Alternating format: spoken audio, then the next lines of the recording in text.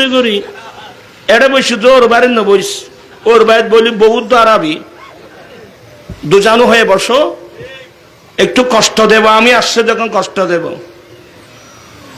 ভালো করে শুনেন হযরত যায়েদ বিন হারেসা স্থান পেয়েছে কোথায় আমার নবীর দরবারে আমার নবী এমন ভাবে লালন পালন করতেন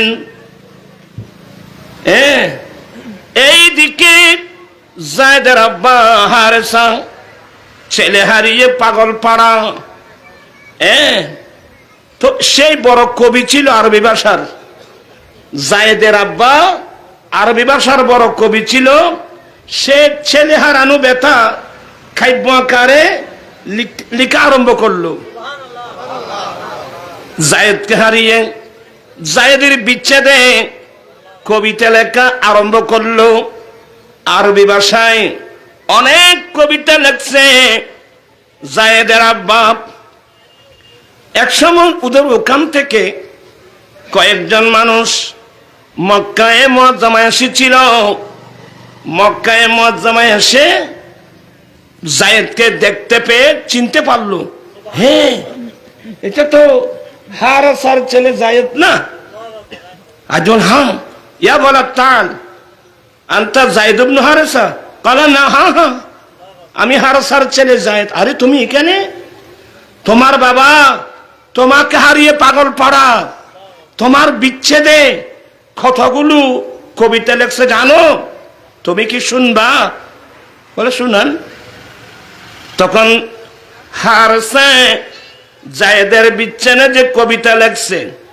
অনেক কবিতা শোনালেন শোনার পরে যায়েদ বলে চাচা শুনলাম তো বলে আরো বলে থাক আমি তো শুনলাম আমার বাবা আমার বিচ্ছেদে কবিতা লেখছেন চাচা আমি কিছু কবিতা লেখছি শুনবেন বলে তুমি ছোট বাচ্চা তুমি কবিতা লেখছো তুমি কি তোমার বাবাকে হারিয়ে কবিতা লেখছো বলেন না আমার বাবা লেখছে আমি ছেলের বিচ্ছেদে আর আমি যায়েদ কবিতা লেখছি আমার দয়াল নবীর শানে দেখেন দৃষ্টিভঙ্গি আপনারা যারা স্কুল কলেজের ছাত্র ঠান্ডা মেজাজে কথাগুলো শুনবেন কি বলে আমি লেখছি তো আমার দয়াল নবীর শানে শুনবেন কিছুক্ষণ শোনালেন ওরা আশ্চর্য হয়ে গেল এ ছোট বাচ্চা তোমার বাবা কবিতা লেখছে তোমার বিচ্ছেদে আর তুমি কবিতা লেখছো নবীর শানে এটার নাম বিপ্লব এটার নাম পরিবর্তন কম মনোযোগ সহকারে শুনেন এইদিকে এরা যখন বাড়িতে চলে গেল আরবের নিয়ম অনুযায়ী ওয়া হারেসা মারহাবা ইয়া হারেসা দর দিল ভাই ছেলে হারিয়ে পাগলের মতো কাঁদতেছি কবিতা লিখছি এই মুসিবতের সময় কি সুসংবাদ আনছো বলে ভাই তোমার ছেলের সন্ধান আমরা পেয়েছি ভাই কোথায় বলে এটা তো মক্কা শরীফের নবীর দরওয়াজা তোমার ছেলের তকদির তোমালো সে তো জায়গা পেয়েছে আমার নবীর দরবারে হারেসা আর দেরি করলো না নিজের আফন ভাইকে সঙ্গে নিয়ে অনেক দিনার দিরহাম নিয়ে সরাসরি চলে আসলো মক্কার জমিনে আমার নবীর সন্ধান নিয়ে নবীর সামনে গিয়ে আমার নবীর প্রশংসা করছেন ইয়া রাসূলুল্লাহ ইয়া হাবিবাল্লাহ আপনাদের বংশীয় ঐতিহ্য ক্ষুধার্ত মানুষকে আচ্ছা ঠিক আছে তুমি বাইরে মেয়ে মানুষ হাত দেখে মারহাবা ওয়ালাইকুম আসসালাম ওয়া রাহমাতুল্লাহ বলতে চাচ্ছিলাম আপনাদের খেয়াল দেন আমার দিকে আছে বলতে চাচ্ছিলাম ওই এরা এসে নবীকে বলছেন নবী গো আপনাদের বংশীয় ঐতিহ্য ক্ষুধার্তবান মানুষকে খাবার দেওয়া সুবহানাল্লাহ বলবেন না ক্ষুধার্তবান মানুষকে কি দেওয়া যাদের কিরা লেগছে এদেরকে খাবার দেওয়া, বস্ত্রহীন মানুষকে ইমাম সাহেব আচ্ছা তোমার কে সাইয়ের আগে শেষ করো তারপর আগে খাচ্ছু তোরা ভাই ফুট কোনো দাবাই নেই এটা আয় যেতিন মাস জন্য খাম হইতো না আর এই কে সাথে সাথে অভ্যাস হয়ে গিয়ে আমি বিনয়ের সাথে বলবো আপনারা এদিক সেদিক সরে গেলে আমি তো কথা বলতে পারবো না। আমি একটা লাইনের মধ্যে আছি, একটু সহযোগিতা করুন।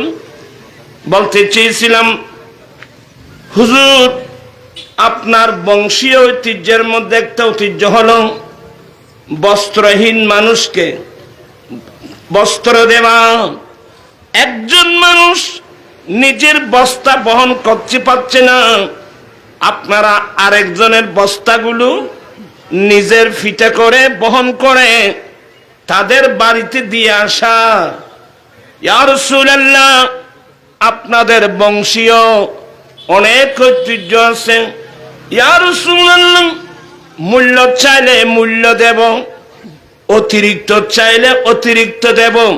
এই অতিরিক্ত চাইলে অতিরিক্ত দেব বলতেই আমার নবী বলেন থামো, কি বলছো? ইয়া রাসূলুল্লাহ আমি বিশ্বস্ত সূত্রে জানতে পারলাম আপনার দরবারে যায়েদ নামক একজন ছেলে আছে। বলে হ্যাঁ আসো তো। ইয়া রাসূলুল্লাহ এটা আমার হারানো ছেলে, আমি যায়েদের আব্বা, ইনি আমার ভাই যায়েদের চাচা।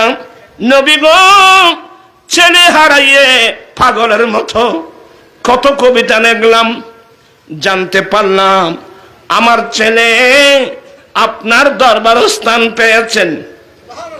নবী গো বলে একটু থামো, এ যায়েদ কোথায় দেখো তো। একজন সাহাবাকে বললেন যায়েদ কোথায় দেখো।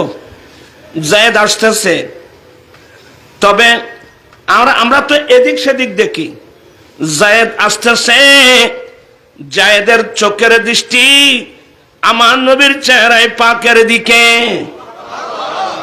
আমার নবীর দরবারে যে লোকজন আছে ওই দিকে যায়েদের দৃষ্টি নাই, যায়েদের দৃষ্টি আমার নবীর চেহারায় পাকের দিকে। সালাম দিলেন, আমার নবী সালামের উত্তর দিয়ে বলেন যায়েদ এদেরকে চিনো। নবীর নির্দেশ পাওয়ার পরে ওইদিকে ফিরলেন, দেখা মাত্রই হ্যাঁ ইয়া রাসূলুল্লাহ একজন আমার জন্মদাতা বাবা আর একজন আমার চাচা। আমার নবী বলেন যায়েদ যখন স্বীকার করে নিল আপনি তার বাবা, ইনি তার চাচা, অতএব যায়েদ যদি আপনাদের সঙ্গে স্বেচ্ছায় যেতে চায় আমাকে অতিরিক্ত দেওয়া দূরের কথা, মূল্য দেওয়া লাগবে না, আমি পারমিশন দিয়ে দিলাম। যায়েদ যদি যেতে চায় আপনাদের সঙ্গে যেতে পারবে, কিন্তু যায়েদ যদি যেতে না চায় যাবার জন্য কিন্তু আমি বাধ্য করব না। এক পর্যায়ে যায়েদ বলে ইয়া রাসূলুল্লাহ ইয়া হাবিবাল্লাহ আমি এক সেকেন্ডের জন্য দরবারে মুস্তাফা ছেড়ে যাব না। হায় হায় হায় হায় হায়,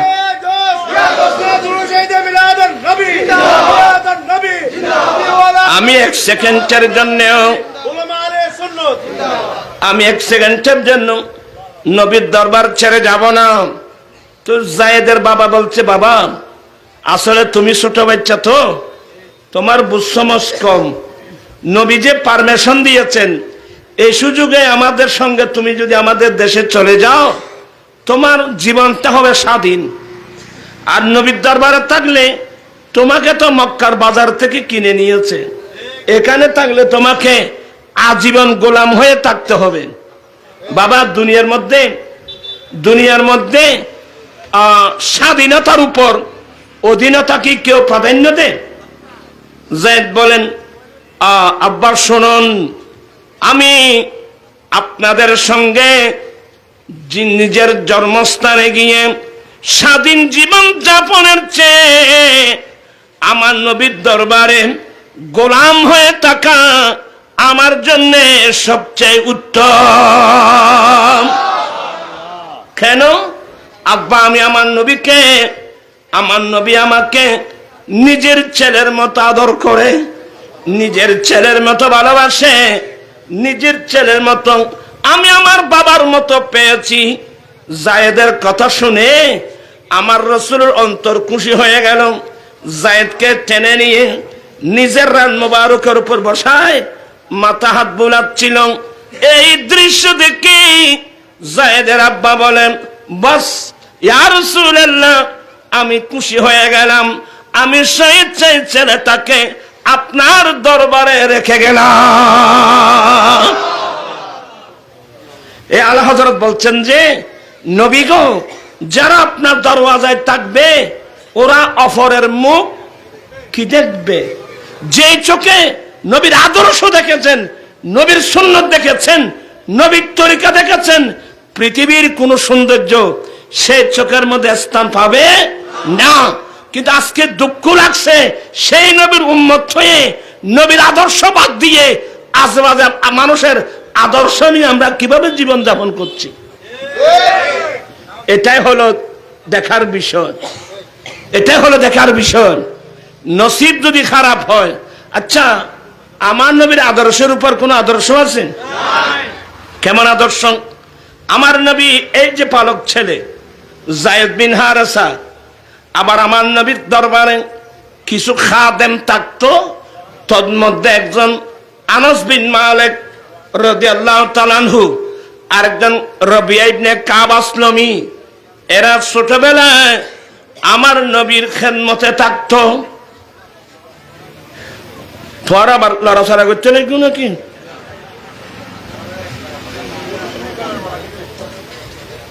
সালাতু ইয়া রাসূলুল্লাহ আলাইকুম।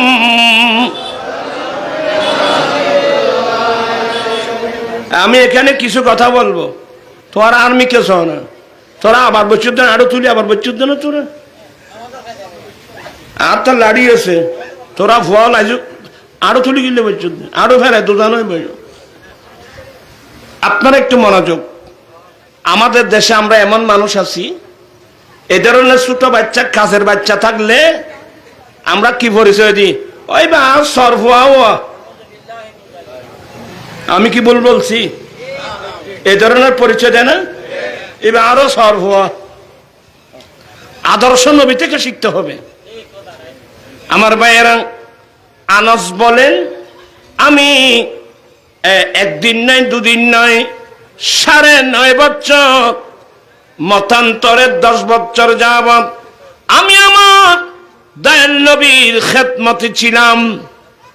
আমি আনাস নবীর খেদমতে ছিলাম, কিন্তু আমি জীবনে কোনোদিন আমার রাসূলের জবান থেকে এ আনাস এই কাজটা এভাবে কেন করলা, এই কাজটা এভাবে কেন করলা না, এই ধরনের একটা কোন আপত্তি করতে আমি আমার দয়াল নবীর জবান থেকে শুনি না।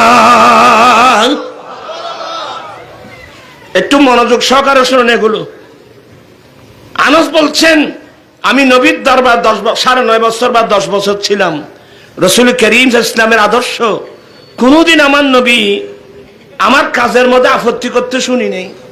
এই আনাস, এই কাজটা তুমি এভাবে কেন করলা, এই কাজটা তুমি এভাবে কেন করো নাই, এই ধরনের আমার রাসূলের জবান থেকে একটা আপত্তি করতে শুনি নেই। তবে আমার কাজ যদি ভুল হয়, আমার রাসূল নিজের হাতে এই কাজটা ঠিক করে দিতেন, মুখে কিন্তু কোনো আপত্তি করতেন না। কোথায় পাবেন এই আদর্শ? আরে আমার রব্বুল আলামিন কুদরতের জবানে আমার নবীর আদর্শের প্রশংসা করলেন। আজকে দুঃখ লাগে, সেই নবীর উম্মত হয়ে আমার কাছে নবীর কি আদর্শ আছে বলেন তো? আসলে অনেক কথা লম্বা হয়ে যাচ্ছে, আপনাদের অসুবিধা হবে। হ্যাঁ, শুধু মুখে বললে হবে না, আজ থেকে ওয়াদা করতে হবে, হুজুর অতীত জীবন কোথায় গেছে জানি না, আজ থেকে মৃত্যুকাল পর্যন্ত আমি নবীর সুন্নত ছাড়া, আমি নবীর আদর্শ ছাড়া মানুষের বানানো তুলানো কোনো আদর্শ আমি মানি না। আমরা নবীর আদর্শ মানতে চাই কি চাই না? দুই হাত উঠাই বলতে মানতে চাই কি চাই না? আল্লাহু আকবার।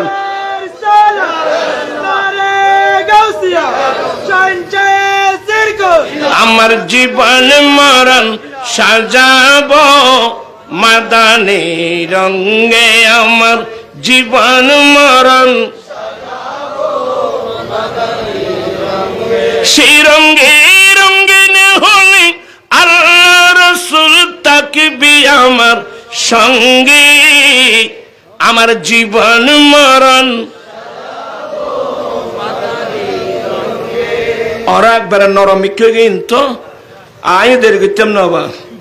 আসুন, আল্লাহ বলেন ইন্নাকা লাআলা খুলুকিন আযীম, হে নবী নিশ্চয় আপনি অতি উত্তম আদর্শের উপর অধিষ্ঠিত। এটা বলছেন আল্লাহ। আমার রাসূল কি বললেন? উরসিলতু ইলাল খালকি লিউতাম্মিমা মাকারিমাল আখলাক, আমি পৃথিবীর জমিনে আমি বিশ্ববাসীর কাছে কি জন্য এসেছি জানো? উত্তম চরিত্রের পরিপূর্ণতা দেওয়ার জন্য। চিৎকার দিয়ে বলেন না সুবহানাল্লাহ। আল্লাহ বলছেন হে নবী নিশ্চয় আপনি অতি উত্তম আদর্শের উপর অধিষ্ঠিত। রাসূল বলছেন আমি গোটা বিশ্ববাসীর কাছে এসেছি উত্তম চরিত্রের পরিপূর্ণতা দেওয়ার জন্য। আরেকটা মসলা মনে রাখবেন, কিয়ামতের মাঠে আপনার যে মিজানের পাল্লা, আমল নামায় যেখানে মাপজুব দেওয়া হবে, আপনার পাল্লা বেশি ভারী হবে। যার চরিত্র যত উত্তম হবে তার মিজানের পাল্লা তত ভারী হবে। চিৎকার দিয়ে বলুন না সুবহানাল্লাহ। আজেবাজে মানুষকে দেখেন, নিজের জীবনকে ধ্বংস করবে না। আমার ভাইয়েরা আচ্ছা সাহব কিনে খাইনি तेरा दिल बोल आए ना के दी। अल्लाहुम्मा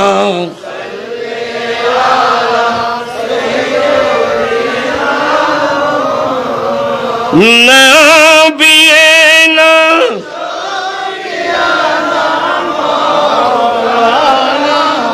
अल्लाह তুমি দয়া করো, নসিব করো মদিনা।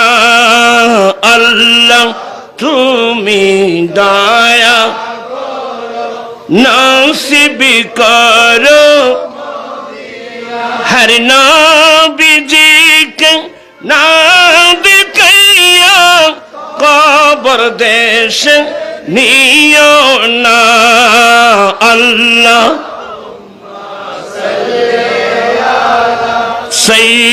সাইয়্যিদিনা নবিয়িনা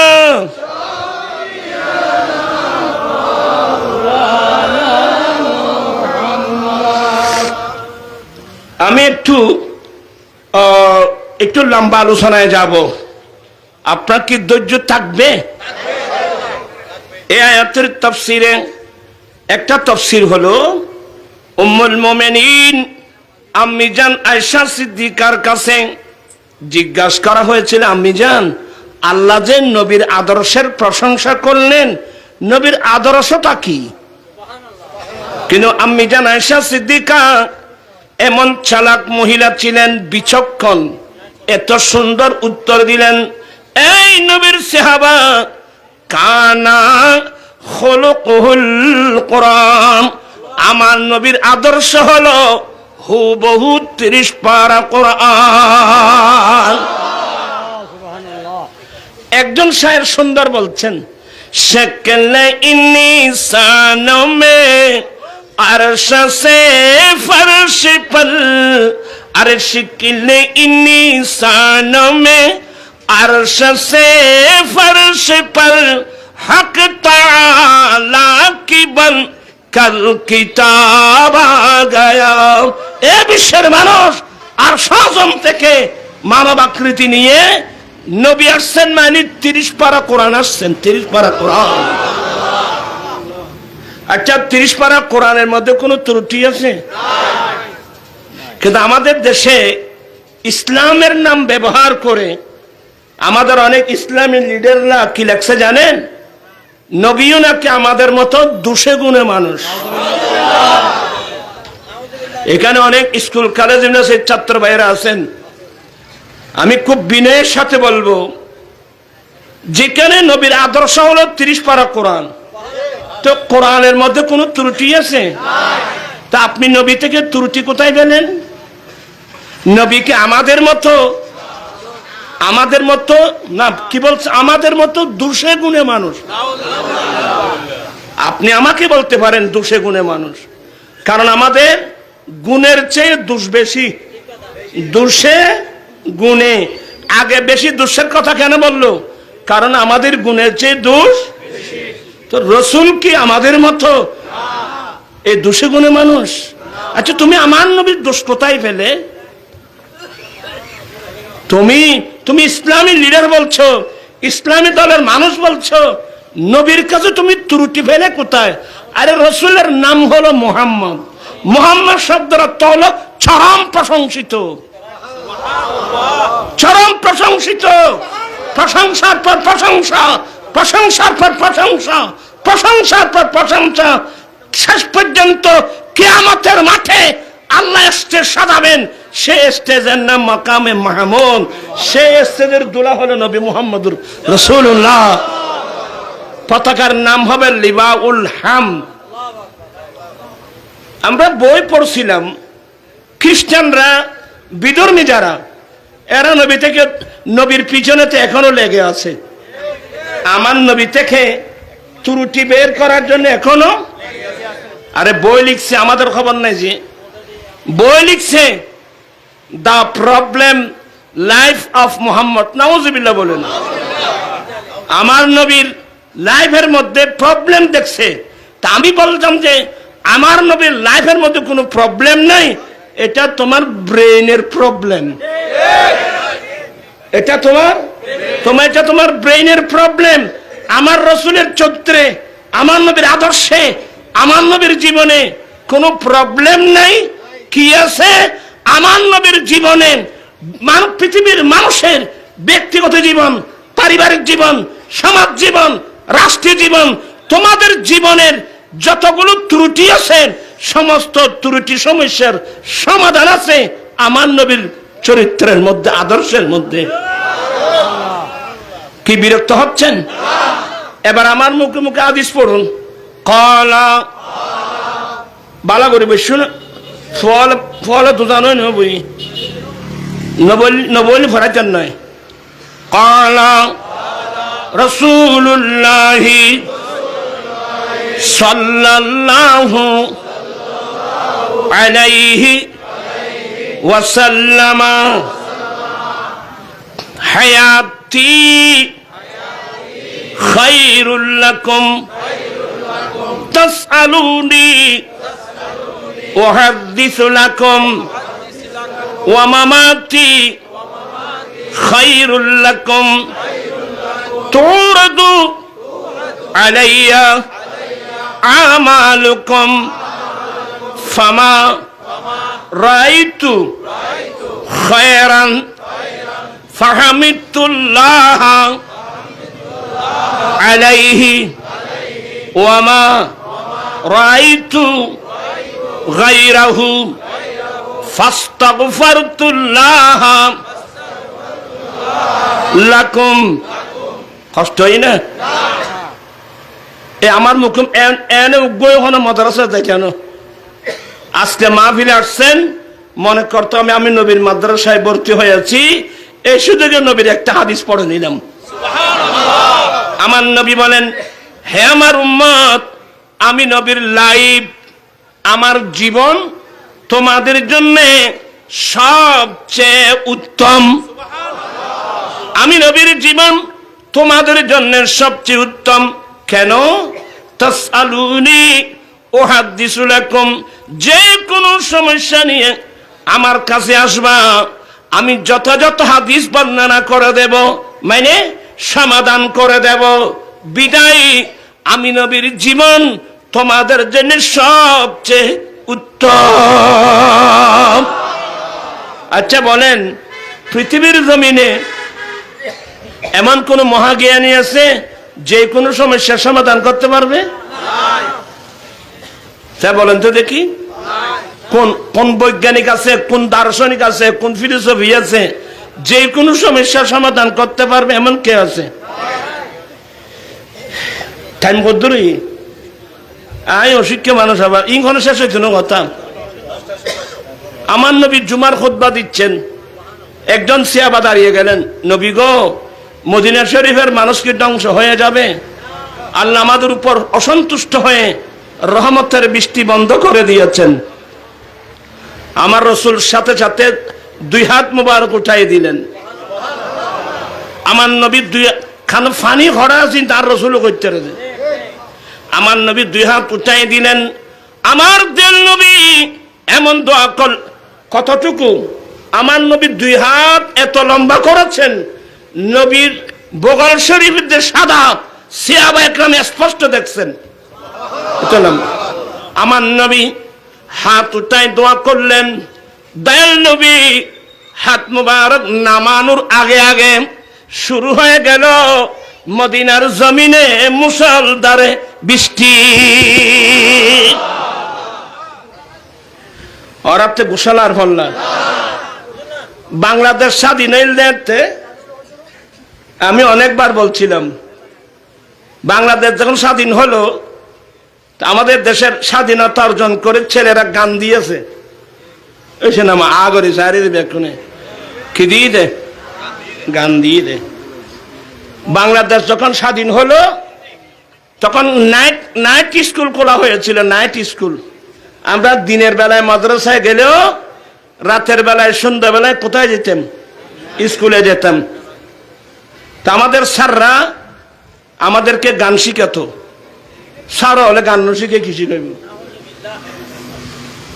একদিন এটা কাছে তো ধর্মপুর, আমাদের ধর্মপুর এই বোর্ড স্কুলের সামনে বিলের মধ্যে গান দিয়েছে। এখানে আজিয়া মানুষ একটা গান নোয়াছিল দেই, গান তাই যাই এদুন মানুষ খাইতাম বলে মনে লাগতো না। তোমারা আঞ্চলিক গান জানো না? ভাত খাতে এসে যে ভাই কিচ্ছু না জানো।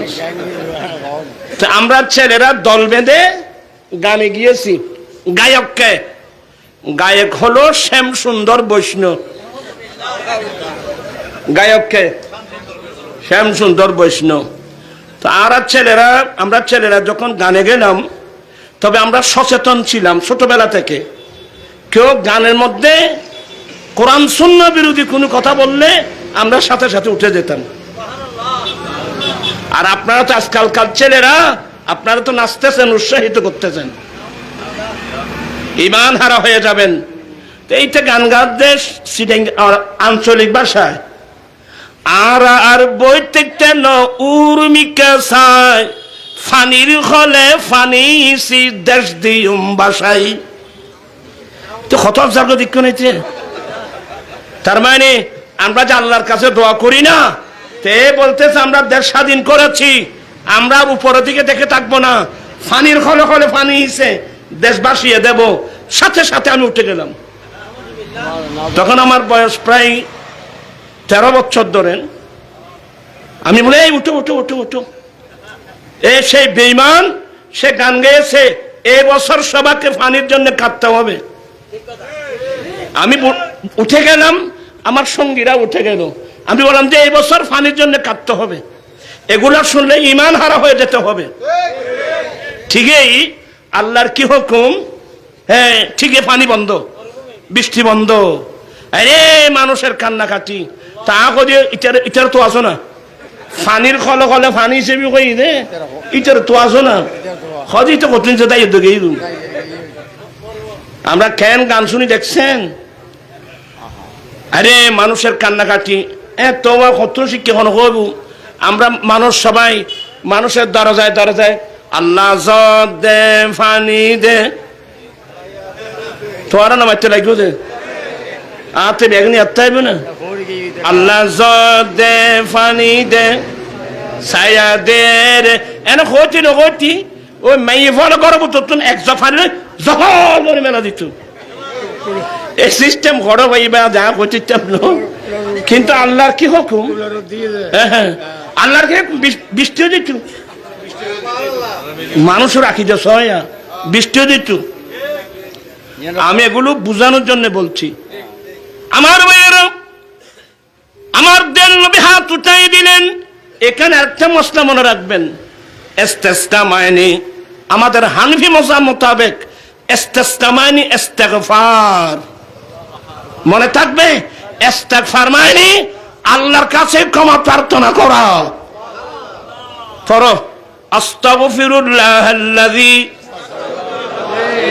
লা ইলাহা ইল্লা হুয়াল হাইয়ুল কাইয়্যুম ওয়া আতুবু ইলাইহি আজকে আপনাদেরকে যে ওষুধ দিয়ে যাচ্ছি আস্তাগফিরুল্লাহাল্লাযী লা ইলাহা ইল্লা হুয়াল হাইয়ুল কাইয়্যুম ওয়া আতুবু ইলাইহি এই ইস্তেগফারটা করবেন এই ইস্তেগফারের ভিতর ক্ষত রোগের ওষুধ আছে জানেন কোরআন শরীফ নয় ভরা ভাইবে করতুন রবীন্দ্রনাথ ঠাকুর বই বললে তুমি ভাইবে না রে এখানে আবস্থাব আছে না রে রেস্টের মধ্যে আবস্থাব আছে না এই তারা তাই কইতো না ডরে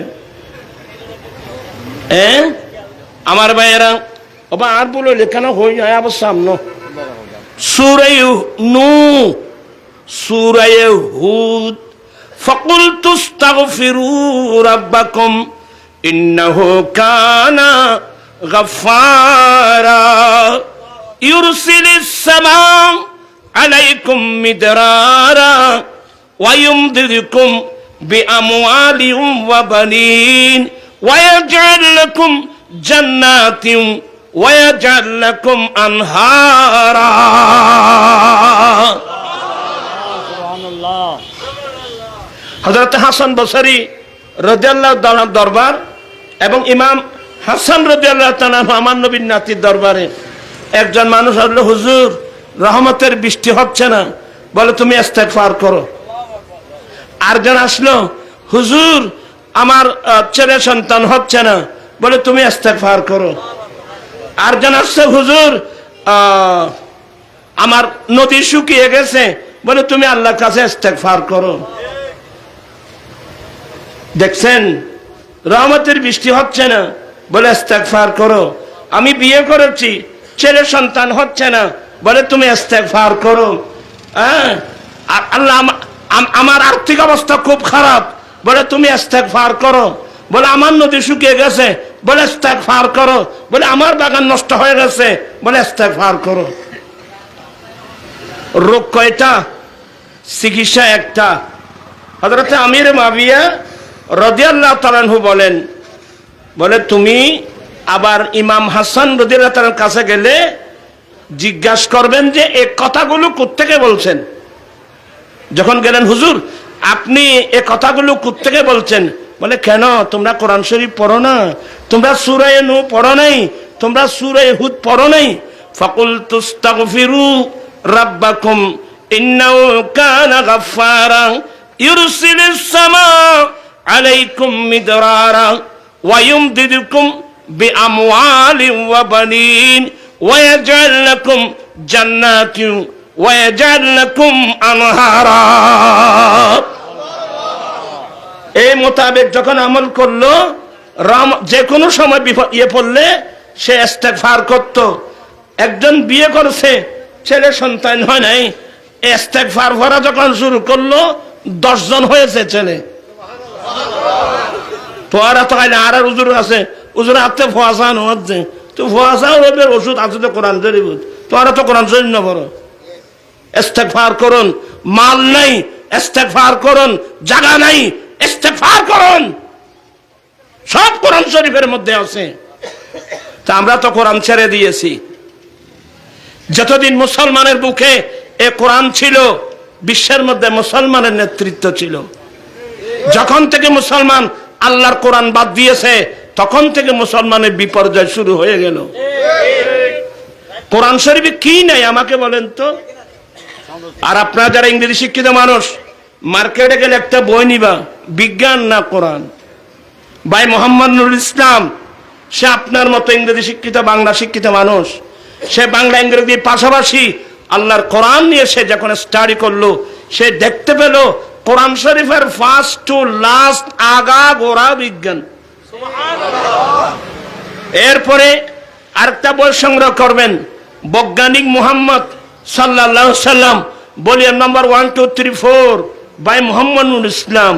এই বইয়ের মধ্যে সে আমার নবীর ইসলামের যত বিধিবিধান, সমস্ত বিধিবিধান বিজ্ঞানসম্মত। কি সম্মত? তো বিজ্ঞান তো আরো গরত, তুই বিজ্ঞান ফরাতে রৈত্য সত্যের বিজ্ঞান।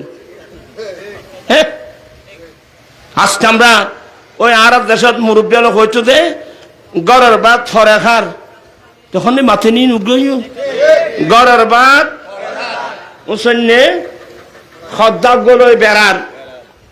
ডক্টর ইকবাল আফসোস করে বলছেন, আহা হিকমত হুই हमारी उल्लू बने रहे हम, हिकमत हुई हमारी उल्लू बने रहे हम, ज़ियाफत हुई हमारी भूख से मर रहे हम।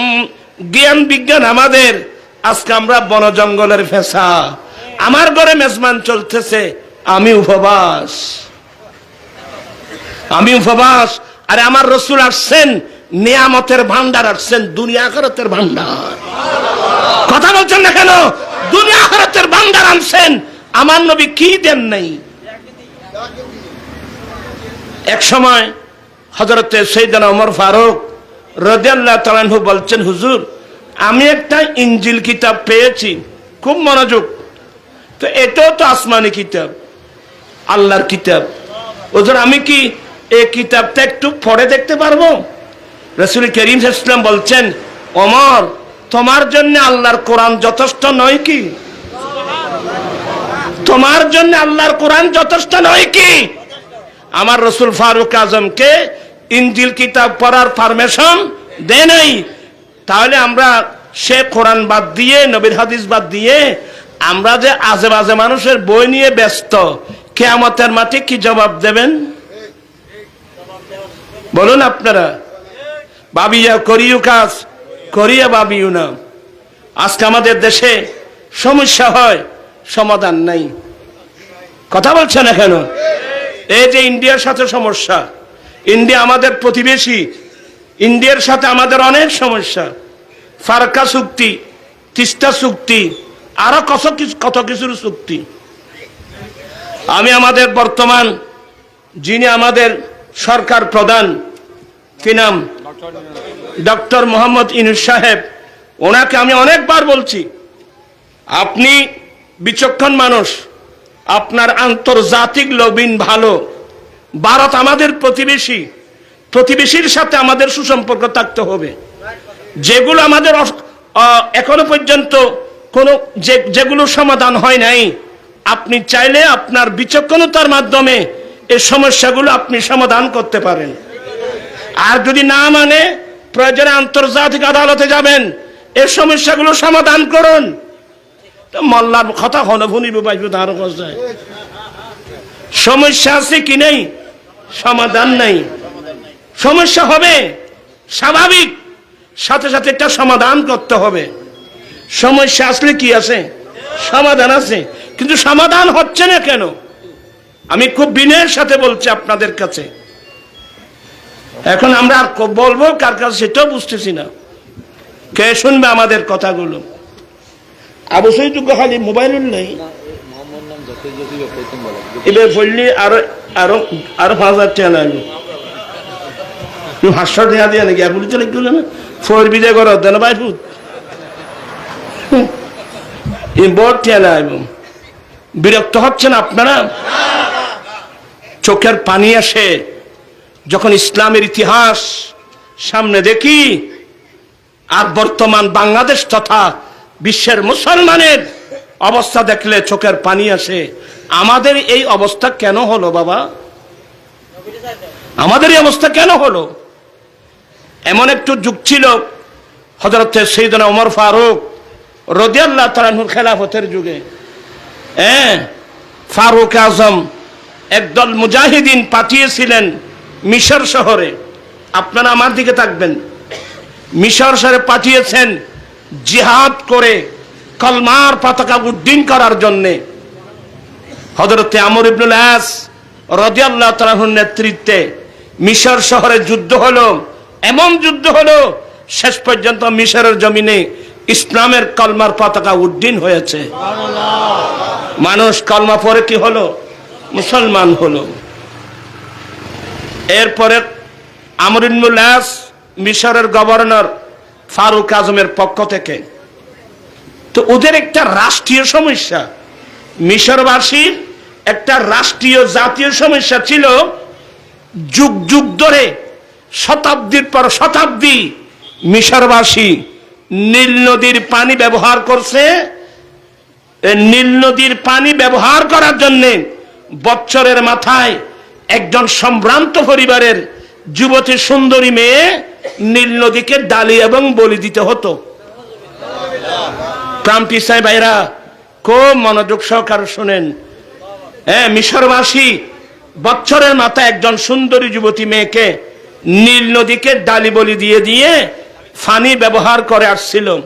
তো ওরা দল বেঁধে আসছে আমর ইবনুল আসের কাছে, হুজুর আমরা তো আগে অন্য ধর্মের ছিলাম, এখন তো আমরা মুসলমান, আমাদের একটা জাতীয় সমস্যা। কি বলে? এত বছর ধরে শতাব্দীর পর শতাব্দী যুগ যুগ ধরে এই মিশরের মানুষ নীল নদীকে নারী ডালি বলি দিয়ে দিয়ে নীল নদীর পানি ব্যবহার করে আমরা ছিলাম। হুজুর আমরা তো এখন মুসলমান, এটা কি ইসলাম সমর্থন করে? নদীকে মেয়ের ডালি বলি দেওয়া এটা কি ইসলাম সাপোর্ট করে? আমর ইবনুল আসের শরীরের লোমগুলো খাড়া হয়ে গেল। আমর ইবনুল আস বলেন, ইসলাম আসছে গোটা বিশ্বকে শোষণ থেকে মুক্ত করার জন্যে। ইসলাম আসছে, আমার নবী আসছেন পৃথিবীর বুকে ব্যক্তিগত জীবনের সমস্যা, পারিবারিক জীবনের সমস্যা, রাষ্ট্রীয় জীবনের সমস্যা, আরে সামুদ্রিক বলেন, আকাশ বলেন, বাতাস বলেন, সমস্ত সমস্যাগুলো সমাধান করার জন্য ইসলাম আসছে। ইসলাম কোনোদিন মেয়েদেরকে ডালি বলি দেওয়া এটা সমর্থন করে না। হুজুর ইসলাম যদি সমর্থন না করে এই সমস্যার সমাধান কিভাবে হবে? আমর ইবনুল আস বলে, মিশরবাসী আমাকে একটু সময় দেন, আমি আপনাদের সমস্যার কথা লিখে ফারুক আজমকে অবহিত করি। হুজুরের উত্তর আসা পর্যন্ত তোমরা একটু অপেক্ষা করো। খুব ভালো। আমর ইবনুল আস চিঠি লিখলেন মদিনার জমিনে ফারুক আজমের কাছে, হুজুর খলিফাতুল মুসলিমিন, মিশরের একটা জাতীয় সমস্যা, এই দেশের মানুষ শতাব্দীর পর শতাব্দী নীল নদীকে বছরের মাথায় একজন যুবতী মেয়েকে, সুন্দরী মেয়েকে ডালি বলি দিয়ে দিয়ে ওরা পানি ব্যবহার করে আসছেন। হুজুর ইসলাম তো এটা সাপোর্ট করে। আমি বলছি হুজুর আমার এই সমস্যার সমাধান কিভাবে হবে একটু লিখে জানালে আমি উপকৃত হব, মিশরবাসীকে জবাব দিতে পারব। ফারুক আজম সালাম দিয়ে সাথে সাথে অপর পৃষ্ঠায় উত্তর লিখলেন, এর আমর ইবনুল আস তুমি ঠিকই বলছো, ইসলাম এটা সাপোর্ট করে না, তবে সমস্যার সমাধান কিভাবে হবে তোমাকে চিন্তা করতে হবে না। আমি ওমর ডাইরেক্ট নীল নদীর কাছে চিঠি লিখছি। হায় হায় হায় হায় হায়, আমরা সে জাতি, আজকে আমরা কোথায় গেলাম? ফারুক আজম বলেন, আমি ডাইরেক্ট নীল নদীর কাছে চিঠি লিখতেছি। ইয়া বাহারু ইন কুনতি তাজরি বিনফসিক লা তাজরি, এ নীল নদী তুমি যদি তোমার ইচ্ছায় চলো, তোমার পানি আমাদের লাগবে না, পানি তুমি বুকে বেঁধে রেখে দাও। ওয়া ইন কুনতি তাজরি বিআমরিল্লাহ ফাজরি, এ নীল নদী তুমি যদি আল্লাহর নির্দেশে চলো। আমি উমরের চিঠি পাওয়া মাত্রই পানি ছেড়ে দাও। এখন থেকে কিয়ামত পর্যন্ত পানি বন্ধ করা চলবে না। ফারুক আজমের এত দৃঢ় বিশ্বাস, আমার ইবনুলাস, আমি উমরের চিঠিখানা নীল নদীর মাঝখানে ফেলে তোমরা অতি দ্রুত বেগে চলে আসবা। ঠিক এত দ্রুত বেগে আসছিল, তারপরে পানি ভিজিয়ে দিয়েছে। তখন থেকে পর্যন্ত না কিয়ামত পর্যন্ত এই পানি বন্ধ করার কোনো সুযোগ নাই, চিরদিনের জন্য সমাধান হয়ে গেল। আমাদের 10 বছরের চুক্তি হয়, মুক্তি নেই। কথা বলছেন না কেন? এই 30টা চুক্তি নিয়ে কত তালবাহানা দেখলাম। ফারাক্কা নিয়ে কত চুক্তি দেখলাম। পানি যখন বেসে যায়, সমস্ত ভারত সরকার সমস্ত গেটগুলো খুলে দিয়ে গোটা বাংলাদেশকে ডুবিয়ে দেয়। এই সমস্যার সমাধান কই? আমার ভাইরা, অনেক দুঃখ লাগে এগুলো দেখলে। আমাদের এই অবস্থা কেন? আমাদের এই অবস্থা হলো আমরা আল্লাহ এবং আল্লাহ রসুলের, আল্লাহর কোরআন নবীর সুন্নত আমরা ছেড়ে দিয়েছি। কথা বুঝতেছেন? আজকে আমাদের ঘরে কোরআনের তেলাওয়াত নাই। কথা বলছেন না কেন? আমার আম্মি জান আলহামদুলিল্লাহ এখনো আছে, দোয়া করবেন আল্লাহ যেন হায়াত দারাজ করেন। আমাদের মনে পড়ে এখনো ছোটবেলায় আমার আম্মি জান তো তাহাজ্জুদের নামাজ পড়তেন, কিন্তু গরিব ফ্যামিলি তাহাজ্জুদের নামাজ পড়তেন। ফজর আজান দিলে আমাদেরকে ডেকে দিতেন, এই উঠো উঠো, আজান হয়েছে, মসজিদে যাও। আচ্ছা, বর্তমান সময়ে মা বাপ কয়জন আছে, কয় ফ্যামিলির মানুষ আছে নিজের ছেলেকে ঘুম থেকে জাগিয়ে মসজিদে পাঠাচ্ছে? এমন মা বাপ কয়জন আছে আমরা? বলেন। সবাই মোবাইল নিয়ে ব্যস্ত। এই মোবাইল তোমাকে জাহান্নামে পাঠাবে, জাহান্নামে পাঠাবে তোমাকে। সবাই মোবাইল নিয়ে ব্যস্ত। হ্যাঁ, মোবাইলের মধ্যে ভালো সাইট আছে, তবে ভালো সাইট দেখে অল্প মানুষ। অধিকাংশ যুবক যুবতীরা এই খারাপ চিত্রগুলো দেখে দেখে নিজেকে ধ্বংস করে দিচ্ছে, মন মানসিকতা ধ্বংস করে দিচ্ছে, নিজের অমূল্য চরিত্র। রসুল আসছেন উত্তম চরিত্রের পরিপূর্ণতা দেওয়ার জন্য। এই মোবাইল আসছেন আপনাকে আমাকে উলঙ্গ করে ছাড়ার জন্য। এই মুহূর্তের মধ্যে একটি সম্পদ আমাদের লাগবে। আমি আমার ছেলেদেরকে বলছি, সবাই আমার দেশবাসী, একটা জিনিস লাগবে যে আমি আমার জানের চেয়েও আমি আমার নবীকে বেশি ভালোবাসি। পারবেন? হাত উঠায় বলতে হবে, আমরা আমার নবীকে প্রাণের চেয়ে বেশি। এই সম্পদটা যদি অর্জন করতে পারেন, নবীর এই ভালোবাসায় আপনাকে আমাকে যে কোনো অ্যাক্সিডেন্ট থেকে রক্ষা করবে। আমি কবি নজরুলের কথা প্রায় সময় বলি। সে কোনো মুহাদ্দিসও ছিল না, মুফতি ছিল না, কোনো বাংলা ইংরেজি তেমন কোনো লেখাপড়াও কম, মাত্র ক্লাস 8 নাকি কতটুকু পড়ছে। কিন্তু তার অন্তরে ছিল বুক ভরা নবীর কি প্রেম। কিন্তু তার জীবনের সমস্ত লেখা আমার নবীর প্রেমে।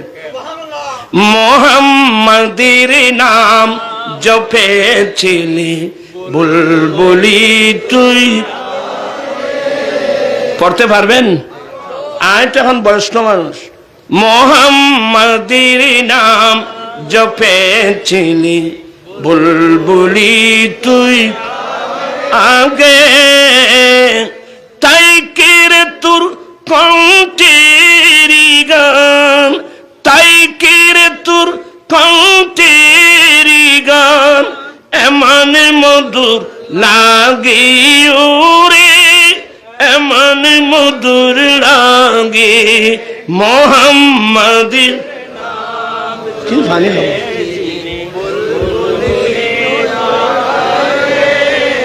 তোর আর ফরানে আজ জুড়ো নিয়ে যার ভালো করে পড়েন। মুহাম্মাদের গ্লাস কই বাবা, বুলবুলি তুই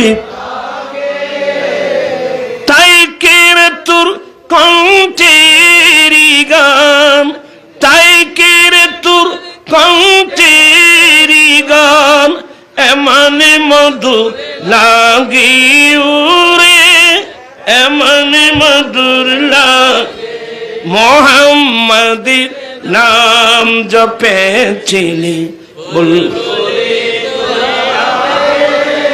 নজরুল বলছে যে এ বুলবুলি তোর গানের কণ্ঠে এত মধু করতে গেলে নিশ্চয় তুই আগে মোহাম্মদের নাম জপেছিলি। আচ্ছা বলুন তো এই জিনিসটা নজরুলের মেমোরিতে কিভাবে আসলো যে মজা স্বাদ তৃপ্তি এটা যে আমার নবীর সাথে আমার নবীর প্রেমের সাথে সম্পৃক্ত। দেখেন উরি গোলাপ, গোলাপ মানে গোলাপ ফুল, এটা তো গোলাপ ফুল নাই, কই আছে? প্লাস্টিকের গোলাপ। আরো মুসলমান কি হয়েছে না, আরো প্লাস্টিক মাথা মুসলমানের আরো কত হয়েছে মুসলমান না। গোলাপ ফুল আমি হাদিসে পাকে পেয়েছি, এই যে গোলাপ তিন প্রকার আছে, সাদা গোলাপ, গোলাপি গোলাপ, লাল গোলাপ। এই লাল গোলাপটা আল্লাহ আমার নবীর ঘাম মোবারক দিয়ে বানিয়েছেন। শেখ মুহাক্কিক দেহলভী তার বিখ্যাত কিতাব মাদারিজুন নবুওয়াতের মধ্যে নকল করেছেন, আল্লামা জালালউদ্দিন সুয়ুতী খাসায়েসুল কুবরাতে আনছেন। কিন্তু নজরুল তো এগুলো হাদিস পাই নাই, কিন্তু তারপরও তার প্রেমে কোথায় নিয়ে গেল দেখেন। উরি গোলাপ নিরিবিলি নবীর কদম ছুঁয়েছিলি। দেখেন এই ছেলেরা তোমরা শোনো বাবু, উরি গোলাপ নিরিবিলি নবীর কদম ছুঁয়েছিলি, সেই কদমের খুশবু আজো, সেই কদমের খুশবু আজো তোর আতরে জাগি উরে, তোর আতরে জাগি মোহাম্মদের নাম।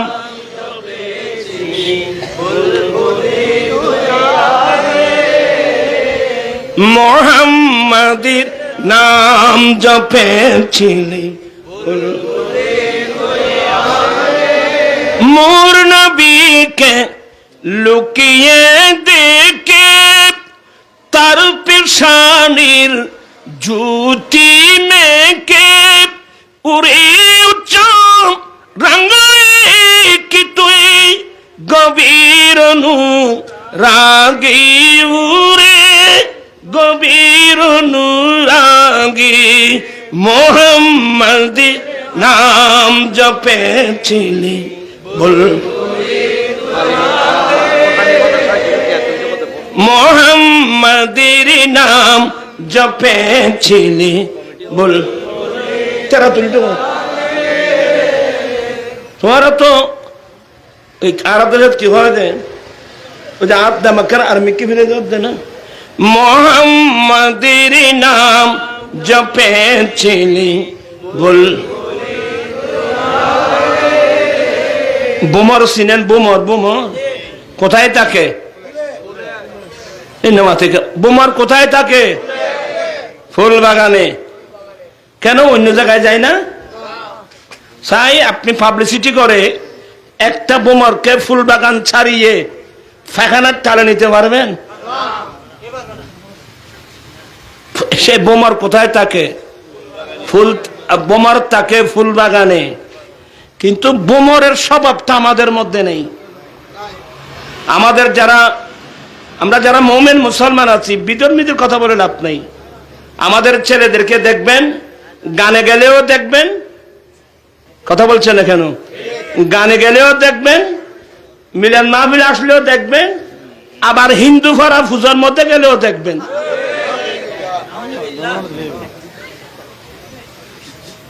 এগুলো হলো মাসির স্বভাব। মাসি মাসি এই মানুষের বেবনা মাথাতে গুনিয়া। মাসি চিনেন? মাসি এমন একটা জাতি, মিষ্টির দোকানে গেল আবার ফেহানার তালত গেলে দেবে আরো বেশি বাজার আনবো নিতে। তুই ওটা এটা খাওয়ার জন্য আরা ব্যাখ্য যাই। এখন মুসলমান কতুন, মুসলমান মিলাদুন নবীর মাহফিলতে দেখবেন, আবার হিন্দু ভাড়া হিন্দুদের দুর্গা পূজা গেলেও ওখানে দেখবেন। নাউজুবিল্লাহ বলছেন।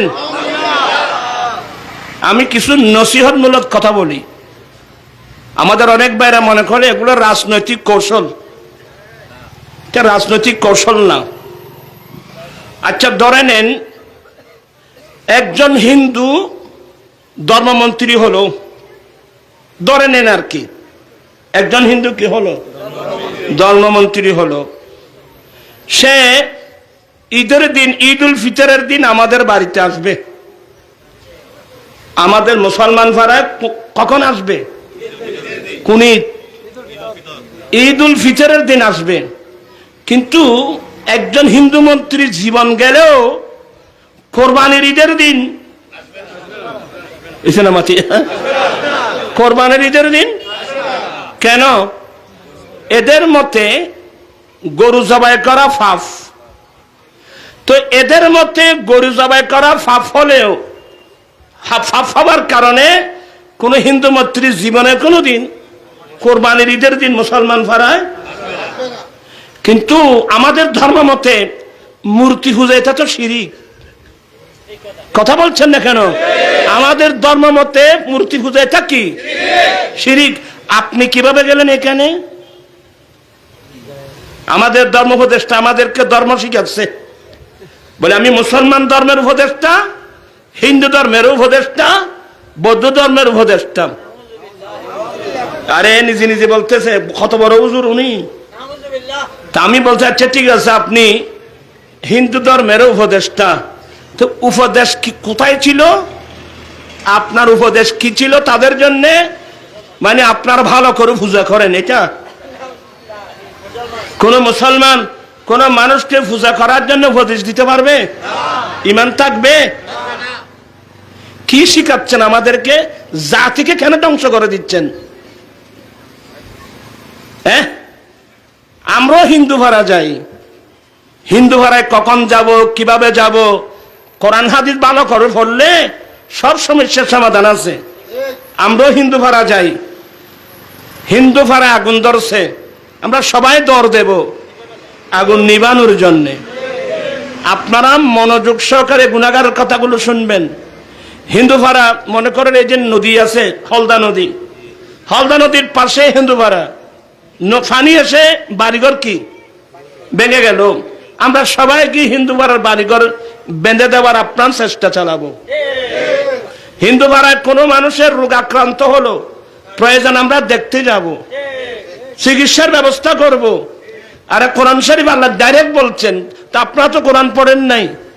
লা ইয়ানহাকুম, অর্থাৎ যতক্ষণ পর্যন্ত অন্য ধর্মের মানুষ তোমাদেরকে, তোমাদের সাথে তোমাদের ধর্ম নিয়ে যুদ্ধ করবে না, অন্য ধর্মের মানুষ যতক্ষণ পর্যন্ত তোমাদেরকে তোমাদের রাষ্ট্র থেকে তাড়িয়ে দেবে না, ততক্ষণ পর্যন্ত তাদের সাথে সদ্ব্যবহার করা আল্লাহ নিষেধ করেন না।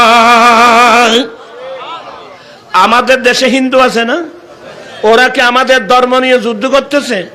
ওরা কি আমাদের দেশ থেকে তাড়িয়ে দিচ্ছে? অতএব আমরা তাদের সাথে সদ্ব্যবহার করব, এরা আমাদের সাথে সদ্ব্যবহার করবে। আরে বাবা, মুসলমানের দোকানে হিন্দু কর্মচারী নেই? আবার হিন্দুর দোকানে মুসলমান কর্মচারী নেই? সমস্যা তো নেই। হিন্দু বুদ্ধ খ্রিস্টান মিলে যৌথ ব্যবসা করতে পারবো, ইসলাম তো নিষেধ করে নাই। ইসলামের ইয়ে কোথায়, এটা তো আপনাকে দেখতে হবে। বিসমিল্লাহির রাহমানির রাহিম। লা ইয়াত্তাখিযুল মুমিনুনাল কাফিরিনা আউলিয়া মিন দুনিল মুমিনিন। মোমেন ছাড়া কোনদিন কাফেরকে বন্ধু বানাতে পারবে না। এই বিষয়গুলো কোরআন হাদিসে ফিকহ ফতোয়ায় স্পষ্ট আছে। কিন্তু আমাকে তাদের পূজায় যাওয়ার তো কোনো সুযোগ কি দরকার ছিল? তাদের পূজায়, এটা তো শিরিক, মূর্তি পূজা এটা শিরিক। হ্যাঁ, আপনি গিয়েছেন, যদি তাদেরকে বলে আসতেন, উপদেশ দিতেন, এই মূর্তি পূজা শিরিক, তোমরা এগুলো ছেড়ে দাও, তোমরা ঈমান আনো, মুসলমান হও, কলমা পড়ো, কই এই উপদেশটা আপনি দিতে পারলেন না? এটা আমাদের জন্য, এদের দেখায় দেখায় আমাদের অনেক স্কুল কলেজের ছাত্ররা বলে এত বড় আলেম যদি মূর্তি পূজায় যায় তো আমরা গেলে সমস্যা রাখি। তখন দেখবেন অনেক ওখানে লাইন ধরবে। সাবধান, সতর্ক সবাই আমার দেশবাসী। এ ফাগলামি করছে বলে আমি ফাগলামি করব না। আর আমি বলছি তো, আপনি ধর্মমন্ত্রী হলে বুঝলাম প্রত্যেক ধর্মের আপনি উপদেষ্টা, আপনি ধর্ম উপদেষ্টা। বাংলাদেশের কোথায় লেখা আছে হিন্দু পাড়ায় পূজার মধ্যে যেতে হবে? আপনি বললে হবে না। আপনি ইংলিশ বলেন, বাংলা বলেন, আমরা কোরআন হাদিস পড়ছি, আমরা লেখাপড়া করছি তো। যাই হোক, হ্যাঁ, এরা যদি আমাদের ধর্মের বিরুদ্ধে বলে আমরা দাঁড়িয়ে যাব। যেমন ইন্ডিয়ার মুখ্যমন্ত্রী নুপুর শর্মা আমার নবীর শানে, আমাদের আম্মি জান মায়েশা সিদ্দিকার শানে যে কুরুচিপূর্ণ বক্তব্য দিয়েছে, সাথে সাথে সারা বিশ্বে আগুন ধরে গেছে। আন্দোলন আমরা নেমে গেছি। নয় আমরা নয়, এমনকি ইন্ডিয়ার হিন্দুরা পর্যন্ত এই নুপুর শর্মার বিরুদ্ধে গিয়েছে। কেন আপনারা ইউটিউবের মধ্যে দেখতেছেন না? এবং এটা বলার কারণে রবীন্দ্রনাথ ঠাকুর কয় বয়সের মেয়ে বিয়ে করছে সমস্ত তালিকা ইউটিউবের মধ্যে এসে গেছে। হ্যাঁ, আমার নবীর থেকে চরিত্র থেকে দুর্দত্ত। আমার নবীর চরিত্রের মধ্যে কোনো ত্রুটি আছে? কোনো দোষ আছে? আচ্ছা, তুমি ইসলামী দল হয়ে নবী আমাদের মতো দোষে কোনো মানুষ, এটা তুমি কোথায় ফেলে? নবীর কাছে তো কোনো দোষ নাই, নবীর কাছে তোর সমস্যার সমাধানে আছে। বিরক্ত হচ্ছেন আপনারা? না, আমি আর বিরক্ত করব না আবার আপনাদেরকে। আমার নবীর চরিত্রে, আমার নবীর আদর্শের মধ্যে ত্রুটি আছে দে। আচ্ছা, আমি একটা ত্রুটি দেখাই, এটা বুঝবার জ্ঞান লাগবে বাবা। আমার রসুল একদিন জিহাদের ময়দান থেকে আসতেছিলেন, যুদ্ধের মাঠ থেকে আসতেছিলেন। যুদ্ধের মাঠ থেকে যখন আসতেছিলেন, রাত গভীর।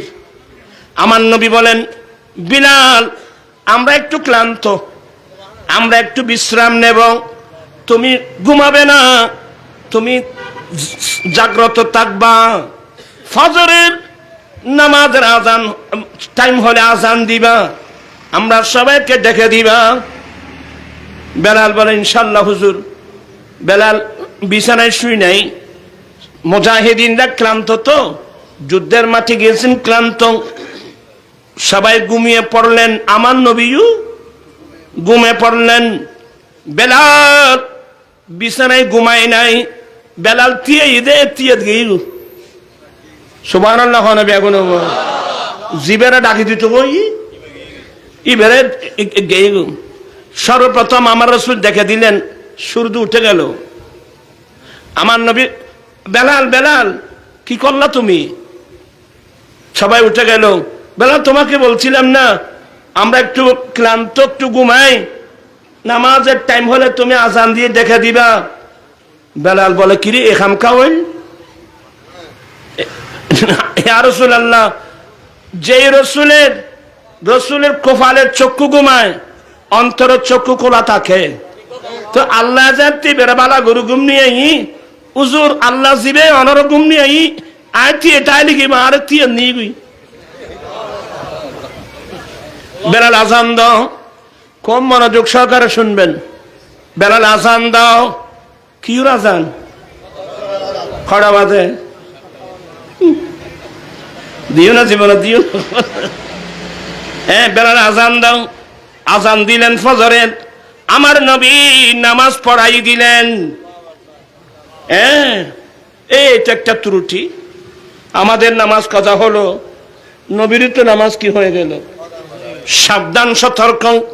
আমার দয়াল নবী সেদিনে কাজটা না করলে কিয়ামত পর্যন্ত আমরা উম্মত যারা আছি, আমরা কজা নামাজের মসলা কোথায় পেতাম? এই কাজটা না হলে আমরা কজা নামাজের মসলাগুলো আমরা কোথায় পেতাম? আমার রসুল কত বড় দয়ালু জানেন? এই কাজটা করে কিয়ামত পর্যন্ত উম্মতের কোন সময় যদি ক্লান্ত হয়, যদি জাগ্রত হতে না পারে বা নামাজের রক্ত চলে যায়, এই যে কাজা নামাজের মসনা মসাইল আছে না, আজকে এগুলো যে ফুকাহায়ে কেরাম ফিকহের মধ্যে সমস্ত মসলা লিপিবদ্ধ করছেন, তো এটা কি নবীর ত্রুটি? এই নামাতে মানুষ এগুলো, এটা কি ত্রুটি? এটা কি দোষ? হায় হায় হায় হায়। আমি আপনাদেরকে বলে দিচ্ছি, আমার রাসূল যা করছেন আমরা উম্মতের কল্যাণে করেছেন। উম্মতের কল্যাণে আমার রাসূল অনেক কিছু করেছেন। আমি এগুলো একটার পর একটা হাদিস বলতে গেলে, আমার নবী বলেন, এশার নামাজ পড়ছেন তো? ইন নামাজ একবারে কয়টা বাজে? 8:45। সাহেব 8:45 বাজে এশার নামাজ পড়ন, ইয়া খন কিতে বাদ আছে উজর লসাই উজুর তারাতে আইও করতে না ভাই। 8টা বাজে এশা পড়াং, 7:30 বাজে এশা পড়া।